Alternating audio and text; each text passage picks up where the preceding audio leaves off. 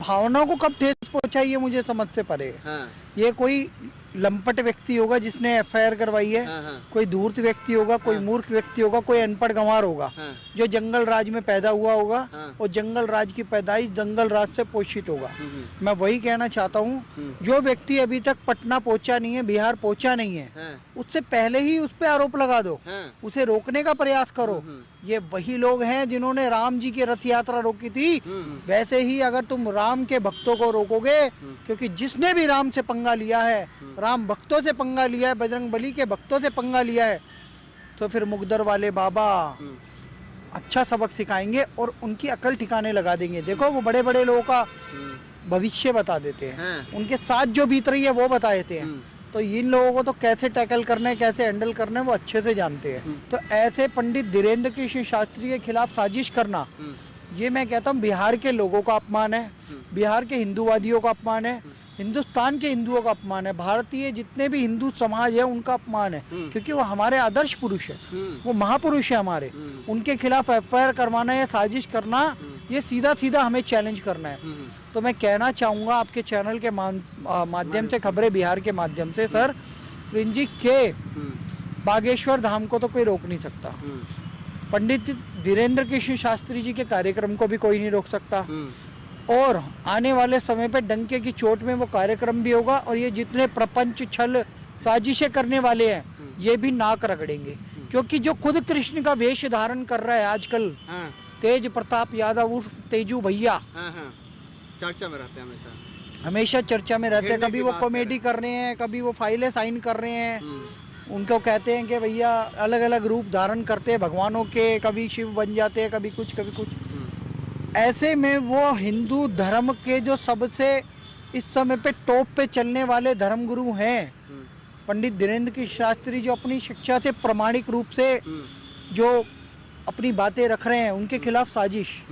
मैं कह रहा हूँ तेज प्रताप यादव जी, आप ध्यान से रहिए कि कहीं पता लगा आप पे ही, वो कहते हैं मुगदर वाले बाबा का एक डायलॉग है, मैं बोलूंगा नहीं क्योंकि वो शब्द अजीब, वही बोले तो ज़्यादा अच्छा लगता है, उन्हीं को शोभा देता है।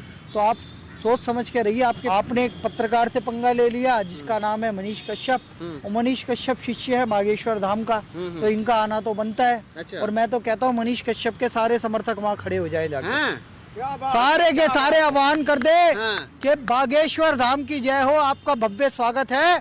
मनीष कश्यप के बारे में बोले और उनको जल्दी से बेल करवाएं, और उन्हें मैं तो चाहता हूँ बागेश्वर धाम का आशीर्वाद लेने वो स्वयं बिहार पहुंचे। अच्छा। तमिलनाडु से सीधा बिहार, अभी मुझे लगता है तमिलनाडु में ही उन्हें अरेस्ट करके रखा गया है, तो तमिलनाडु से सीधा बिहार में उनका आगमन हो, बागेश्वर धाम उनका समर्थन करें। क्योंकि पहला इंटरव्यू हिंदू राष्ट्र पे जो मुखरता से किसी यूट्यूबर ने लिया था, वो सच तक न्यूज चैनल के मालिक मनीष कश्यप त्रिपुरारी तिवारी जी ने लिया था। तो मैं कहता हूं कि वो आशीर्वाद लेने भी पहुंचे, और इन तेजस्वी यादव, तेज प्रताप यादव, नीतीश कुमार और आरजेडी पार्टी जो उनके खिलाफ साजिश कर रहे हैं, इनको मुंह तोड़ जवाब दे। समय आ गया है महापरिवर्तन का, और जिसने रथ यात्रा रोकी थी आज वो जेल में सड़ रहा है, उसकी किडनी फेल हो चुकी है, लेकिन राम मंदिर भव्य बन रहा है। वैसे ही मैं कह रहा हूँ राम भक्तों को तो तुम रोक नहीं पाओगे, अपनी मुसीबत खड़ी कर लोगे, क्योंकि ये तो बजरंग बली के साक्षात भक्त हैं। वो बजरंग बली लंका को जलाने में नंबर 1 है, तो उनसे पंगा, उनके भक्तों से पंगा मत लेना। तेजू भैया जो हैं, तेज प्रताप है, पर्यावरण मंत्री हैं, उनको घेरने की तैयारी कर रहे हैं। उन्होंने सेना बनाया, डीएसएस, क्या लगता है सफल हो पाएंगे? सेना तो पहले ये कहूंगा मैं, इन्होंने कहा कि बागेश्वर धाम बाबा अगर आए और एयरपोर्ट से इनको खदेड़ने के काम करेंगे। आपने सुन लिया क्या? पटना में वो आके भाषण दे दिए या कुछ ऐसी बात बोल दिया जो आप कह दिए कि इनको एयरपोर्ट से खदेड़ने की काम करेंगे। अरे भैया अभी तो पहुंचे भी नहीं है, उन्होंने कुछ बोला भी नहीं है, तब आप ये कह रहे हो कि बागेश्वर धाम को, बाबा को हम खरीदने की कोशिश करेंगे। अरे यार, वो बजरंग बली का आशीर्वाद है, बालाजी का आशीर्वाद है उनपे, उनको क्या खदेड़ोगे? अगर उनका मंत्र ही चल गया तो पता लगा तुम ही बिहार से साफ हो जाओगे। मैं यही बात कहूंगा, इन्होंने अभी दिया है, मनीष भाई को तुमने समझ रखा है, उन पे भी भगवान बजरंग बली का आशीर्वाद है। अब वो दिन दूर नहीं कि वो बाबा बागेश्वर धाम से आशीर्वाद लेने आएंगे यही पटना में, और देख लेना आप। बाबा पे आरोप लग रहा है कि बाबा जो है अफवाह फैलाते हैं, खुद को भगवान का अवतार बताते हैं और लोगों को मूर्ख बनाते हैं। ऐसा है जो ये सोच रहे हैं ना कि बाबा अफवाह फैलाते हैं, कितने हजार और कितने करोड़ों लोग बाबा बागेश्वर धाम से जुड़े हुए हैं, हिंदुत्व की बात करते हैं और हिंदू धर्म को जगाने की कोशिश करते हैं और इस देश को हिंदू राष्ट्र बनाने की कोशिश जागरूकता कर रहे हैं। इसका मतलब हमारे बाबा योगी आदित्यनाथ भी बोलते हैं, तो उनको भी कह दो कि तुम क्या नाम है, तुम भड़काई भाषण देते हो।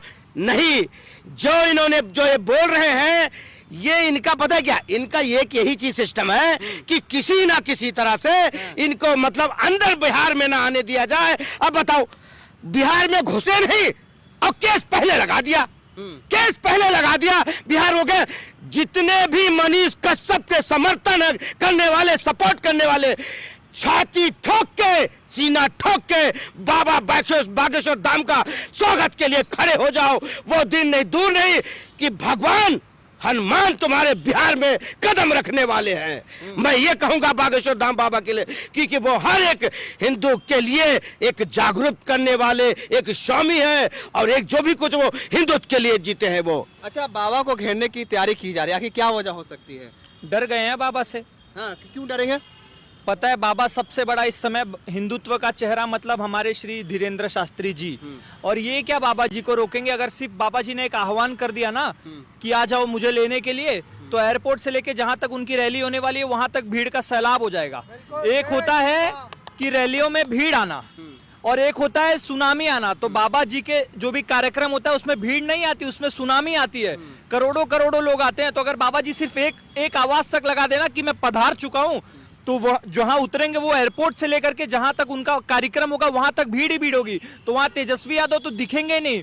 और जो ये बात कर रहे थे कि तुम्हें ये कर दूंगा वो कर दूंगा, ये जाए सिर्फ और सिर्फ टिकटॉक बनाए और रील्स बनाए।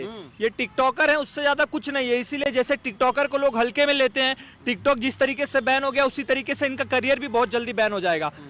मनीष कश्यप का तो तुम कुछ कर नहीं पाए, ऊल जलूल बयान में